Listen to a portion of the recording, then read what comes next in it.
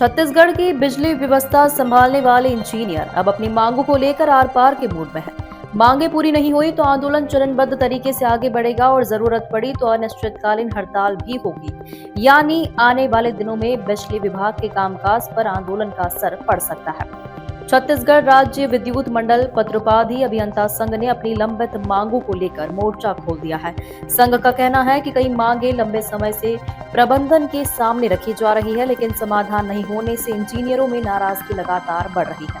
संघ की सबसे प्रमुख मांग है कनिष्ठ अभियंताओं से सहायक अभियंता पद पर पदोन्नति के लिए 70% विभागीय कोटा लागू किया जाए। ट्रांसमिशन कंपनी में भी 70% पदोन्नति कोटा देने की मांग की गई है। इसके साथ ही पुरानी पेंशन योजना का लाभ, लंबित पदोन्नति आदेश जारी करने और सी ऑफ के भुगतान की मांग भी उठाई गई है। संघ ने सहायक अभियंता से कार्यपालन अभियंता पद पर पदोन्नति, बेहतर वेतनमान और वितरण केंद्रों में पर्याप्त तकनीकी तथा कार्यलीन कर्मचारियों की व्यवस्था की मांग भी रखी है। इंजीनियरों का कहना है कि कर्मचारियों की कमी का सीधा असर बिजली व्यवस्था के संचालन और उपभोक्ताओं को मिलने वाली सेवाओं पर पड़ता है। आज छत्तीसगढ़ राज्य विद्युत मंडल पत्रोपाधि अभियंता संघ द्वारा नगन्य मुख्यालय के सामने गेट मीटिंग का आयोजन किया गया है। इसका मुख्य उद्देश्य है संघ के द्वारा जो 10 सूत्री मांग है, इसको प्रबंधन के द्वारा लंबे समय से लंबित रखा गया है और अनेक बार चर्चा है और एमडी मीटिंग होने के बाद भी प्रबंधन द्वारा कोई सकारात्मक पहल नहीं किया गया है।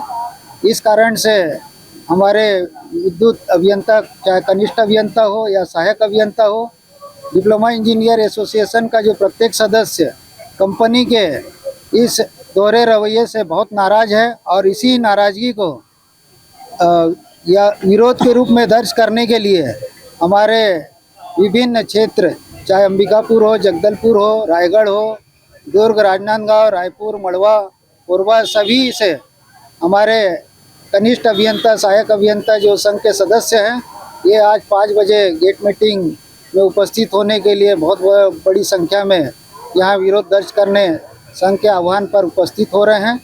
और हम लोग संघ के माध्यम से कंपनी प्रबंधन को ये चेताना चाहते हैं कि अगर से हमारी मांगे पूरी नहीं हुई तो हम लोग, अगर से आप चाहते हैं कि हड़ताल करके ही मतलब अपने मांगे पूरी होगी, तो हम लोग हड़ताल करने के लिए भी तैयार हैं और ज़रूरत पड़ी तो अनिश्चितकालीन आंदोलन करने के लिए भी तैयार हैं।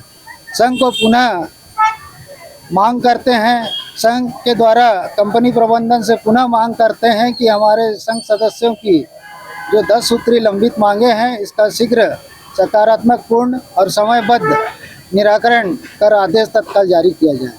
आज हमारे गेट मीटिंग के बाद अगर प्रबंधन हमारे फेवर में चर्चा नहीं करता है और आदेश को पुनरीक्षित करके प्रमोशन के कोटा को बढ़ाता नहीं है, तो हमारे 3 चरण पे आगे आंदोलन है, जिसमें सबसे पहले हम कल से 7 दिवस तक काली पट्टी लगाकर कार्य करेंगे।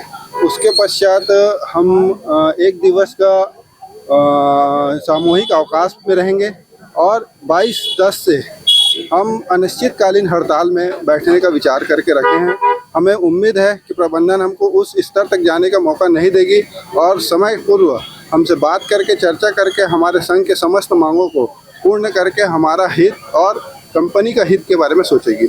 जी, अगर आप लोग अनिश्चितकालीन हड़ताल में चले जाते हैं और जो आम जनताओं को जो है नुकसान पहुंचेगी, उसकी जिम्मेदार कौन रहेंगे? बिल्कुल प्रबंधन जिम्मेदार है इसके लिए।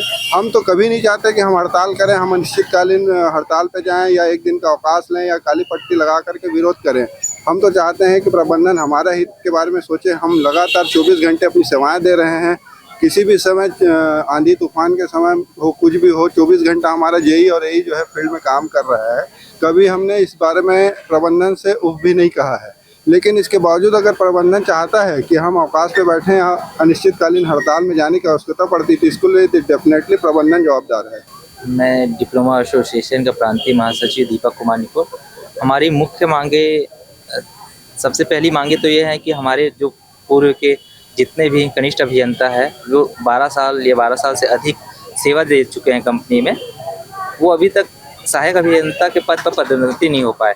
उनका मुख्य कारण है कि जो हमारा पहले का कोटा था जो डिपार्टमेंटल का, जिसमें जनरेशन और डिस्ट्रीब्यूशन का 70% था, उसको सीधा 40 कर दिया गया, जिससे मुख्य रूप से जो कनिष्ठ अभियंता में जो पद होता है वो यहाँ के स्थानीय नागरिक ही आते हैं, क्योंकि जो एई का रिक्रूटमेंट होता है वो डायरेक्ट बाहर से रिक्रूटमेंट होता है। तो ज़्यादा से ज़्यादा हमारे जो स्थानीय जेई हैं उनको सबसे ज़्यादा प्रभावित हुए हैं।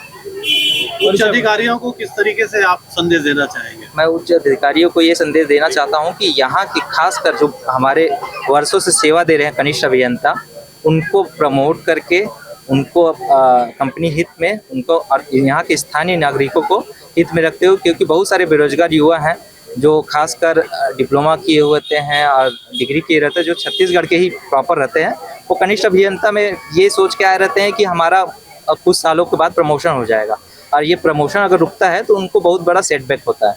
तो मैं चाहता हूँ कि वो एक भला सोच के, अपने ही परिवार का सोच के, हमें जो भी नियम है उनको बदलाव किया जाए और 70% जो पुनः लागू करके सभी को प्रोन्नत किया जाए।